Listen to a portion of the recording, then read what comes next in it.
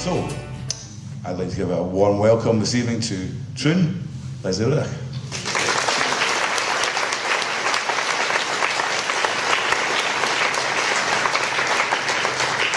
And we're going to start, as all good journalists should, talking about the most recent developments. This is billed as a sort of post-Brexit discussion. This week, lots have been happening. The main thing, I guess, MPs walking out of Westminster after pretty much being ignored by the government. Lesley, do you support that move? Well, yeah. I mean, just a matter of interest, is there anybody in the room who doesn't? I mean, you're allowed to. You'll get out alive. I just think, actually, when I was in Iceland, I've just come back from Iceland, actually. Literally, I was in Iceland this morning filming.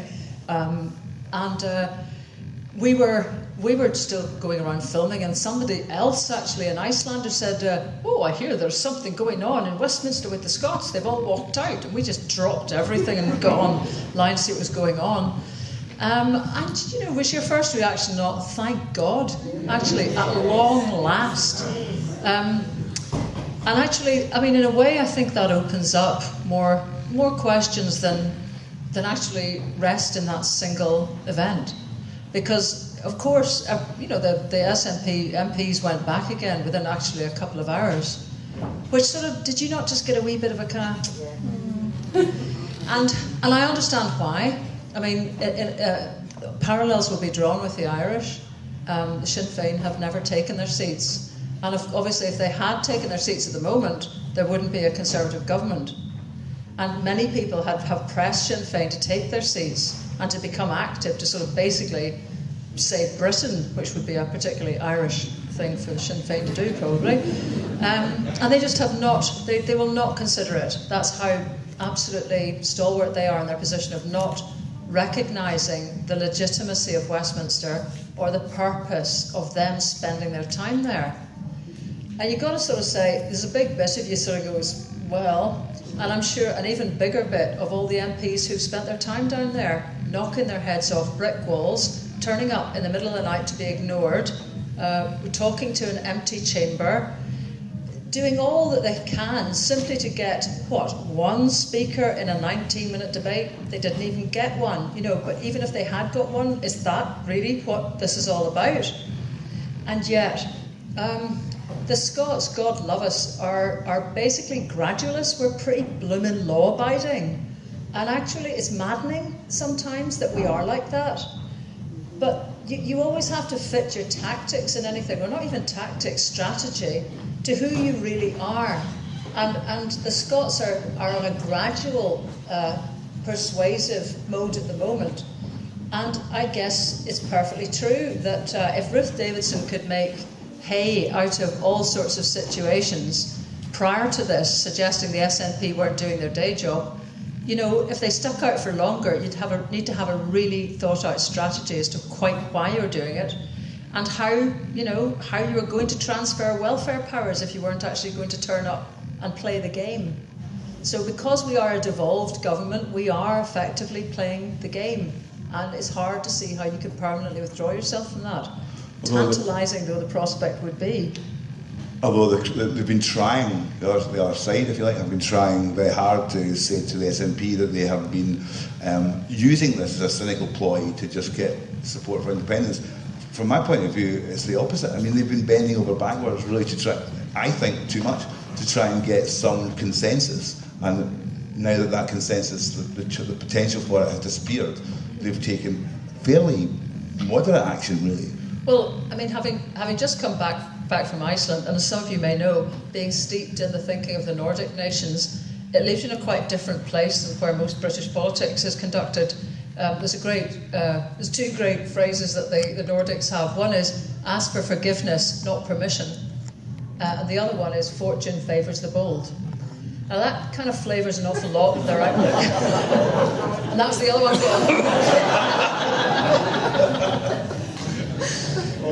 Sure, that's coincidental.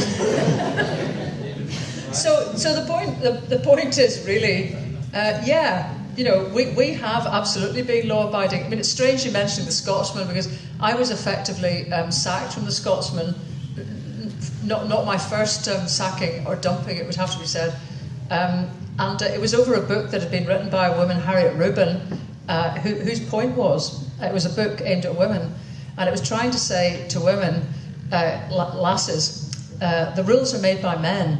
If you abide by the rules, you will fail.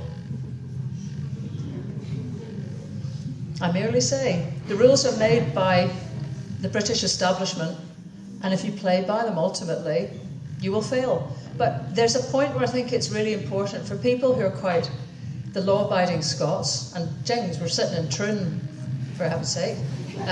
Your point? Has been well understood. It's important for people who are swithering to see that you made the effort, to see that you tried to do it their way. Even if you knew before you started that you'd get nowhere, it's important to say that you made the journey and made the effort, because people have to, those who are non-instinctive believers in independence have to see that you tried the other steps and you put your damnedest into it. Now, it's extraordinary, actually, when you look at the amount of energy Nicola Sturgeon has put into saving Britain, if you don't mind, Britain from the cliff face of Brexit and from the insanity of our current position. To suggest that she has not put, as you were suggesting, almost too much effort into the business of trying to save the whole blinking place. We've also got what's known in the trade as a droopy mic. This is ludicrous, and I don't know, I suspect most of you in the room are people who've already made their minds up about independence, but I do wonder if people matching what they know about the efforts that the Scottish Government has put in and hearing the suggestion that they're only doing this for show and don't really intend... I can't see increasingly how that matches for most reasonable people. And that works away at folk. In the light of their decision to walk out, they've had an influx of new members, 5,000, I think. And also, I think there's a change in mood, and I think, while you're picking up on it, I think there's definitely something happening that people are starting to move. People who are not, yes, people are starting to move there. Has anybody got friends that are starting to change their minds? There's a chap there that stood up and then kind of sat down again. Come on, stand back up again. Right. Say loud. I recently left the British Army, and I noticed that I was very jaded against independence of Scotland. And it wasn't until I left the army that I really noticed that people of Scotland really were not really for being part of the UK anymore. I noticed that. It's quite a new thing for me to see a change in the attitudes towards independence. And this has been over what sort of period? Less than 3 years. Since the referendum, basically? Yes. Yeah. Okay. I think somebody else has a hand. Nice one. Well done. It's not easy to come and say that you've had to shift, so well done. My partner has gradually aimed towards, he has in the past voted Conservative. I've only been with him for 7 years, and it's... So you haven't had enough time to work on him yet, that's what you're saying, right? It's not your fault. But he has gradually started, he did vote for independence, and he has voted for SNP in the last couple of elections. But this week, it didn't take me nipping his ear. This week, he got exactly what was going on when I played him the clips from Westminster yesterday. He was shocked all on his own without me saying to him, wait till I show you this, see what they've done now. And he got it on, he's really working his way towards that. And he's now having blazing rows with his best mate, who's a no voter, and trying to persuade him as well. So I think there are people gradually coming in. There are some people that are never going to change their mind, and wasting their time on this means that it's not going to work. But people like him are gradually coming on. But it does take a kind of drip, 7 years of nagging. Sounds like a movie. Murray Foot's decision, Murray Foot, for those who don't know, former editor of the Daily Record, the guy behind the vow in some way that we're not sure about, whether he devised it or whether he did what he was told, remains to be cleared up. However, this week he said that he now believes that independence is the best future for Scotland. Does that well, clearly it helps the case. What was your reaction when you heard that? Well, it just feels like we're on a roll, doesn't it? I mean, you just, it's a slow beginning of a roll. And I know, folk have got that inbuilt, we Scottish, if it's a nice day, you just take your brolly and case kind of attitude to it. But, I mean, it's a roll. It is. And, I was saying beforehand to Richard, maybe because, I'm kind of a bit prominent, the hair is a bit recognisable. As soon as I speak, people pick up my accent, look at the hair and think, that's probably her. So I get a lot of folk coming up and talking to me. And there's a lot of no voters have come up and sat down and sort of basically said, I'm furious about this, but I'm going to have to vote yes next time.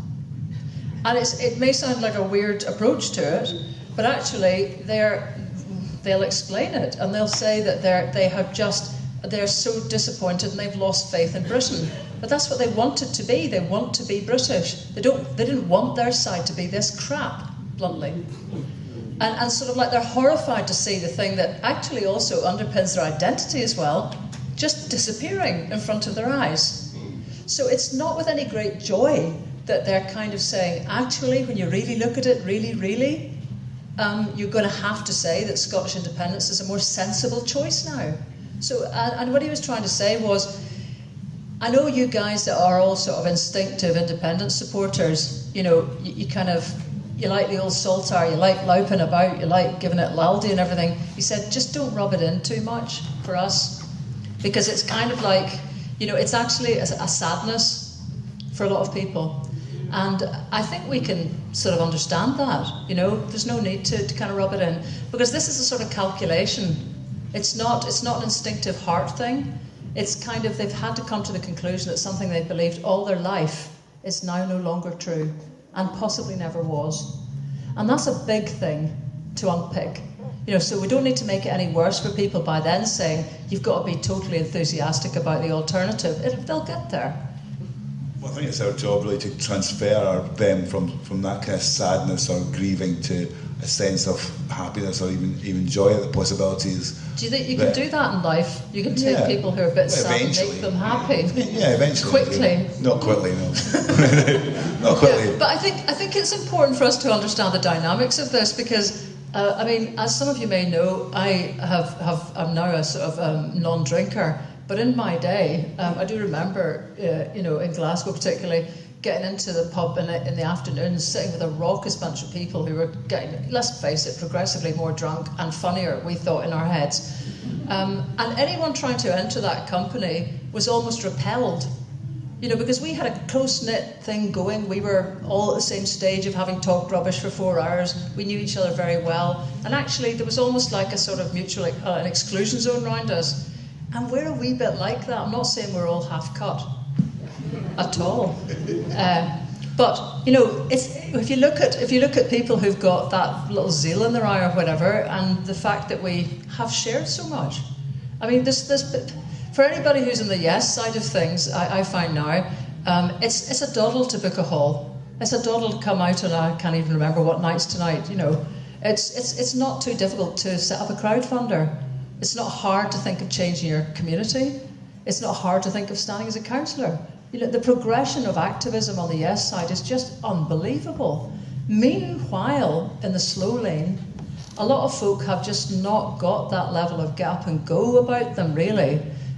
So that's a wee bit daunting about us as well, So I think for all those things, I don't mean that there's anything wrong with us. I just mean that we just have to kind of understand that, and I think this is the important point, that people who are making these quiet changes, like these people that came up and spoke to me, they won't show up in any opinion poll yet, I'd imagine. They'll be saying they're no voters or, just not replying until the day they've got a proper offer backed with enthusiasm by the party that's got the objective of independence in its name.